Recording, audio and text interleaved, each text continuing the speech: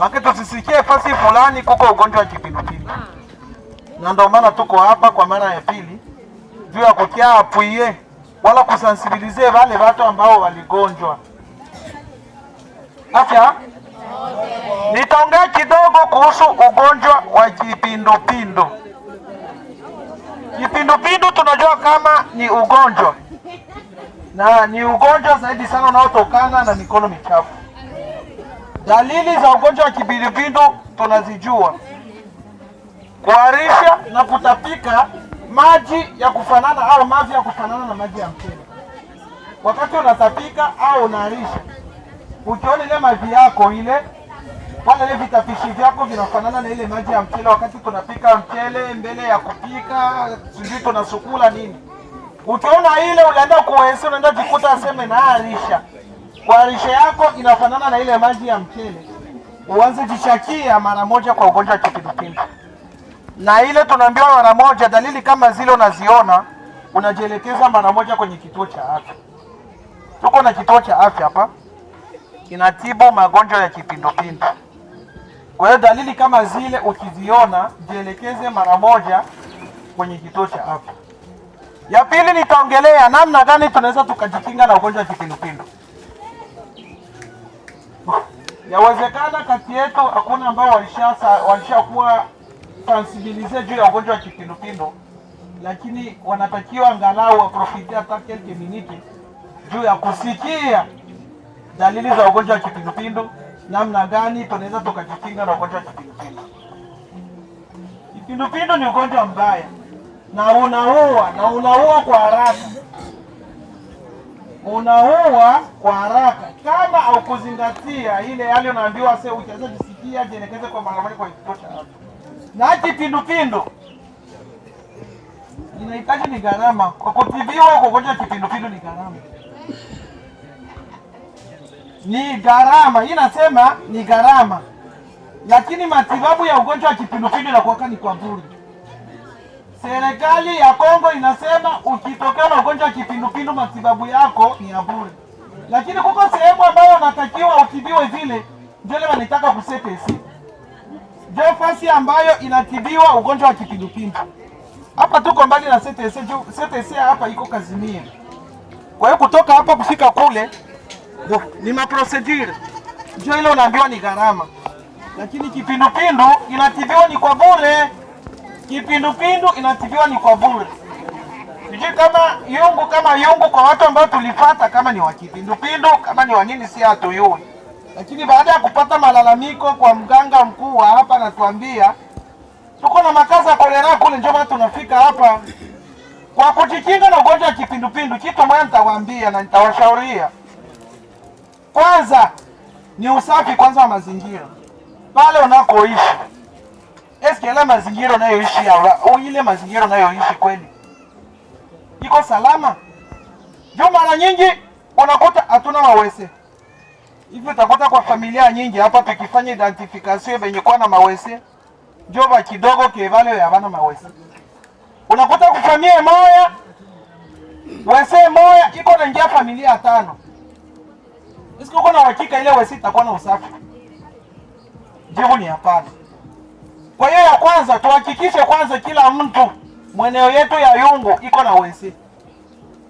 Ile ndio ya kwanza, tuhakikishe kila mtu ndio mazingira hii wese.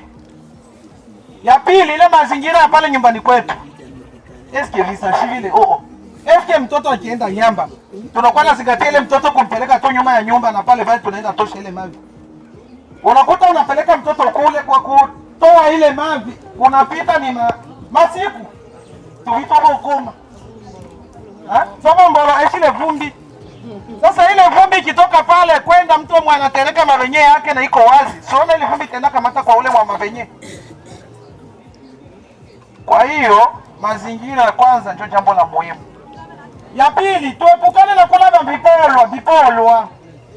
Ya olia vya nganji. Vya kula ile baridi.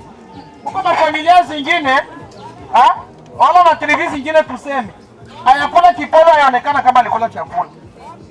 Kwa hiyo tuepukane na kula vile vyakula vya baridi. Nzi, kimbosa, Haiko hivi. Ule mmosa ule akula chakula ya moto. Mmosa na kwa pale juu ya kusambaza uchafu. Ushapeleka mtoto nyuma ya nyumba ya nyambe. Ule mtoto ile hizi inaenda kwa ile mavi, uko na kula huku. Ule nje anatoka kule anatia dema kwa ile chakula yako yenye uko na kula. Donc ule mmosa ule akidema kwa chakula yako, ona lala bila takio ubate yimo itone hata yimo ya ule ikioma.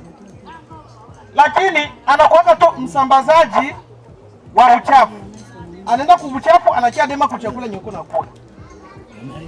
Kwa hiyo wakati anaandaa chakula, kwa hiyo be ya oleo meza. Hakikisha angalau ile ya oleo yako elwa. Tuko na maotipoti angalau tushile develop kidogo. Tuko na maotipoti na vingine unatia mule. Tuepukane na mavyakula ile ya kulala afya.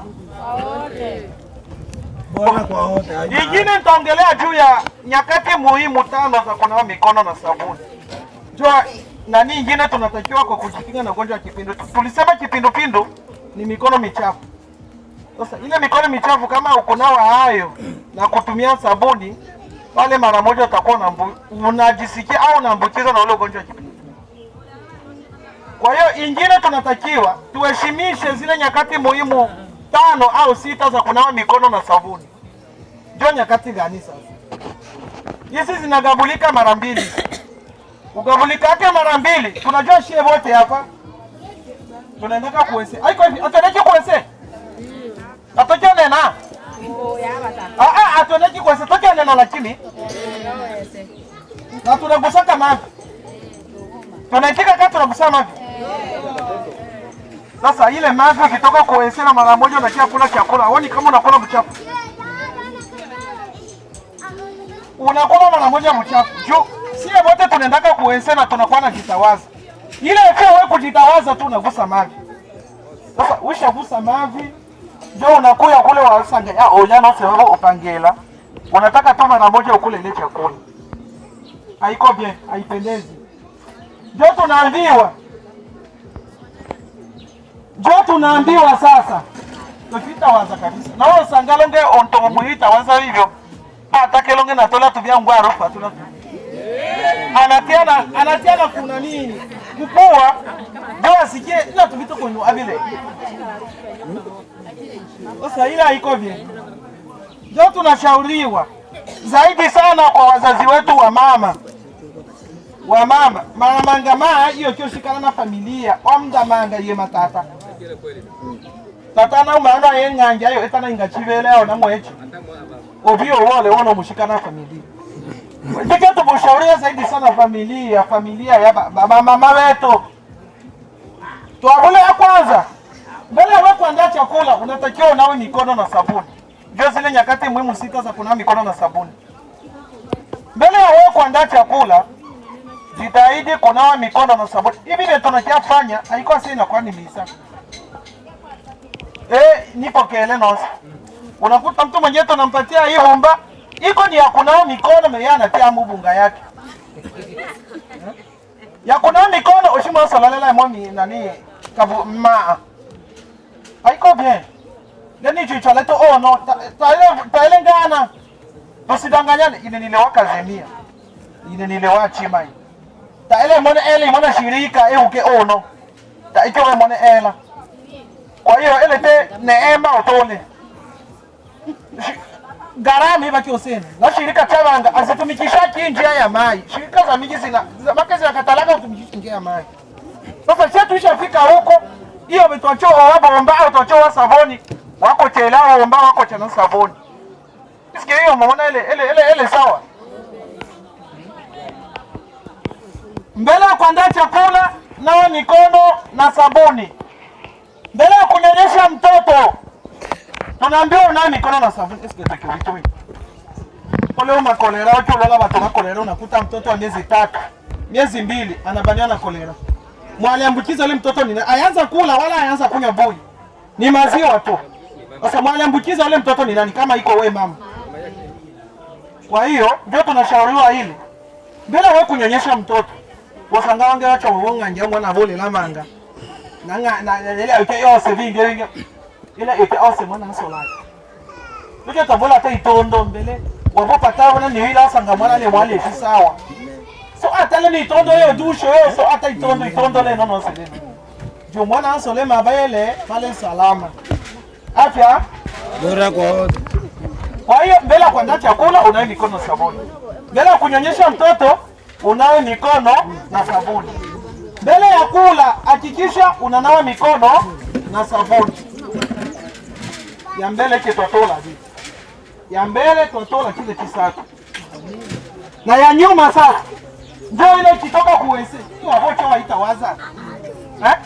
Ukishajitawaza. Ukishajitawaza uligusa mavi. Bosi hatuna bezo ya kusema ili harufu ya tuvi huma iko baya onange muda Kabili bino. Mwacheta na experience lakini kama ile harufu yoshikala, ta ile probleme, me ile buchafu itoke. Si tuko na bezo tu ya ile buchafu itoke. Ka harufu haina probleme. Me buchafu kwanza itoke.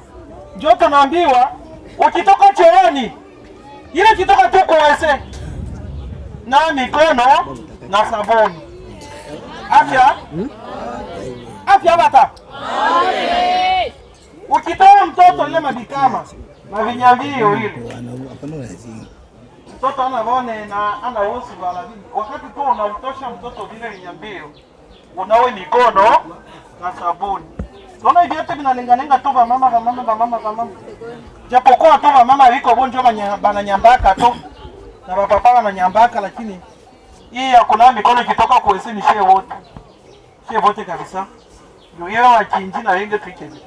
Sasa ingine ukitoka kwa shughuli yoyote ile, watu wanganja, watu kokota mkwabo, watu waonge, umana na watu unatakiwa unawe mikono na sabuni. Ndio zile nyakati muhimu sita yeye nataja hapa. Ukizingatia hii niko na uhakika mfamilia yako jamais tamushi wake kolera lo munisi. Ukizingatia hivi tunasema hapa, wese iko pale. Mazingira yako iko safi. Wewe hakikisha na mikono kila wakati na sabuni. Na tukikosa sabuni ndio tunaambiwa unatumia hata majifu. Ukakosa tu sabuni, tumia angalau hata majifu. Na hii yote kwa maji ile ya mtiririko. Juma tuko hapa hivi mbaya yetu. Ni ya bomba hii. Haiko ile maji ya kuchangia. Hii haiko tu juu ya maji ile ya kuchangia. Tunajuana. Mule watu watano familia, mnaenda panga chakula kumeza, mwe wote mnataka mnao ile bumba moja. Au basi. Me haiko sawa. Juu tujuliza leo kwanza kinawa mule. Ule wa pili kikia nawa. Siona kama naiba buchafu ya leo kwanza. Kwa hiyo tuhakikishe maji ya mtiririko ndio unanawa nayo. Ndio maana tulileta hii bomba yetu. Ni mfano wa kukuonesha wewe abiko vya ajabu hivi. Kila mtu anaweza nunua havyo hivi. Me mtu akikihamasisha kitu, ifaa kuwe na mfano, ifaa kuwe na manani yako ya kutumikisha yako. Ndio maana tulileta hii yetu. Sabuni ndio ile tulisema hawezi nao mikono bure. Hawezi ukanawa mikono bure. Wote watapokea hapa atakuwa na muti ingine ya sabuni. Hii ni mfano, muti ya sabuni itaisha. Lakini hawezi kosa ile 5000 francs ya kununua sabuni juu ya watu bakwenda nao. Na mfano nakosa ile, ifaa natumikisha kama jifu. Haiko hivi? Ndio maana tunaleta hii sabuni yetu. Na ingine tuko na bidon. Ndio hii. Hii bidon ni mfano kuonesha kama wakati unaenda chota maji. Hii bidon yetu ina harufu hii. Na ukisikia harufu na kiatu urudishia hayo. Ndio sawa mwewe nipea moyo sanse muhimu mtumbu. Lakini bidon yetu iko inodor, hamuna hata harufu moja. Hii ni mfano wa kusema wakati unaenda chota maji. Uhakikishe maji yako ile ya kunywa unahifadhi sehemu salama. Ndio tunaleta hii bidon. Iko na mfuniko, na yake hapo kienda chota maji huko siui, lakini tuko na mitoni huko. Si vile? Mitoni mbo. Sisi tunachukuliaka mtoni kama mtoni mbo. Haiko maji safi. Kwa hiyo ukienda chota maji uhakikishe kwanza unetia sehemu salama, ndio tuleta hivi. Tuko wako na madawa. tuleta na dawa, maana tuleta na dawa. Joyce, dawa za kutia mumai. Joyce. Kwa hiyo hizi dawa zinasaidia wakati unaenda chota maji, hatuna masite declaration. Lakini ukienda chota maji yako, uhakikisha angalau unatia haka kadawa, ka comprime kamoya mu 20 litre mai. Joy, tutabapatia. Bale wambela tukuwapatia haka bilikuwa vya kuya. Ni vitu utaviacha. Unaenda chota maji, uko comprime munane. Kwa mfano unaenda na hii bido. Mwezi comprime munane na hiva tu comprime hii moya unatia mwa hii 20 litre. Baada ya dakika 13 ikienea tu 30 minute ile waji ishakuwa salama kwa kutumia hayo. Sasa hivi ndio vitu vyenye tulileta juu ya kupiganisha ugonjwa wa kipindupindu. Na ingine tunatumikaka ni ile tunakia fa sensibilisation, sinjoi tuko mwayo. Na ingine tunakia fa ile kupuliza madawa, kupuliza dawa kwa ule muwanga mwalipatikana na ugonjwa wa kipindupindu, na ile manyumba 21 ya bajirani. Ndio manyumba 12 ya jirani na nyumba moja ya ule mgonjwa, ndio nyumba 21. Ndio kazi ile tunafanyaka. Hatuko hapa uprise en charge, ukipatikana na ugonjwa wa kipindupindu sasa twende tukulipie facture. Abiko. Sie tu tuko mu intervention. Wanasema bora kinga kuliko tiba. Afya naweza naishia pale, sitakuwa na mimi nikianza sema hapa ika mpaka ekolo. Kama kutakuwa waswali atoke tujiviei.